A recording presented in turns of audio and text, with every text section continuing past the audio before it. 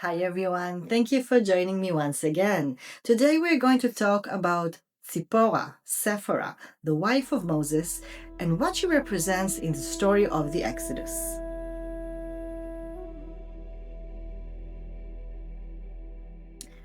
Zipporah, is one of the most mysterious women in the Bible.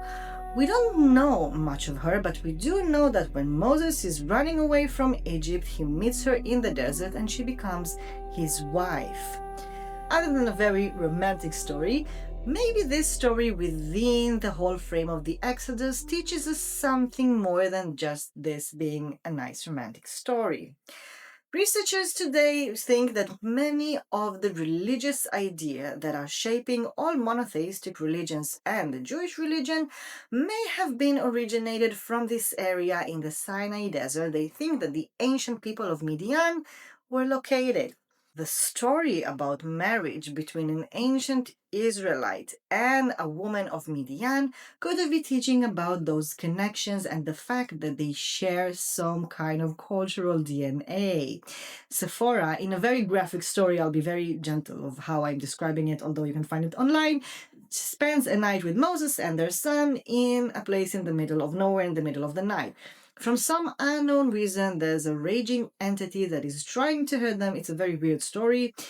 And what she is doing in order to calm down this entity is to circumcise her son.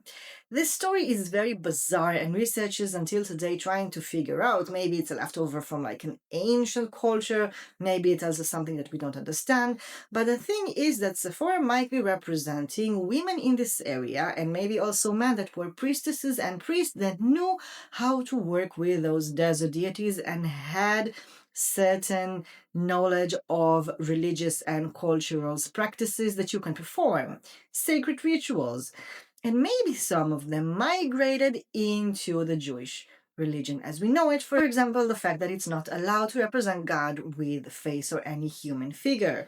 In those areas, when the divine wanted to be represented, you find them just placing a completely smooth stone with no inscriptions, no face, not anything. Something very different than how gods and goddesses were worshipped in the ancient world. Sometimes we find stories that we don't fully understand them, but what they're coming to teach us is not what we can read, but what we cannot read, what is hidden beneath the lines, behind the lines, and between them.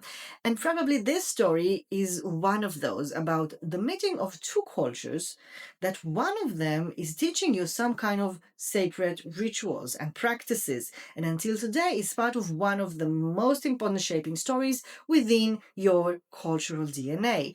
And Zipporah could also be teaching us about this legacy of women priestesses that knew a lot and taught us a lot, and they are still hidden between the pages and the lines of the biblical stories.